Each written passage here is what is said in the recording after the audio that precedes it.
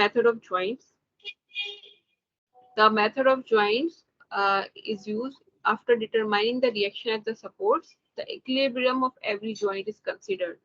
This means that the sum of all the vertical forces as well as the horizontal forces acting on a joint is equals to 0.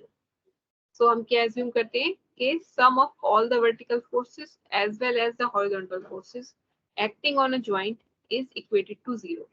यानी क्यों कह रहे हैं, क्योंकि हम यहाँ पे पिन jointed मान रहे हैं ना उसको, जो ऊपर assumption था that these joints are pin jointed.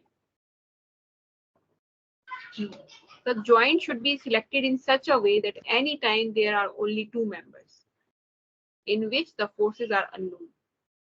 The force in the member will be compressive if the member pushes the joint to which it is connected, whereas the force in the member will be tensile if the member pulls the joint to which it is connected. तो इसमें essential ये है कि आप जब एक ऐसा joint consider करें जिसमें जो है दो member, दो unknown forces, ऐसा ना हो कि तीन मेंबर हो जो जिनमें अननोन फोर्सेस हो कि इसमें भी पता करना है, आपको इसमें भी पता करना है, इसमें भी पता करना है, ऐसे नहीं, हमें सिर्फ दो मेंबर लेने होते हैं. कहाँ पर है, हाँ ये यहाँ पर इस जगह लिखा है the joint should be selected in such a way that any time there are only two members.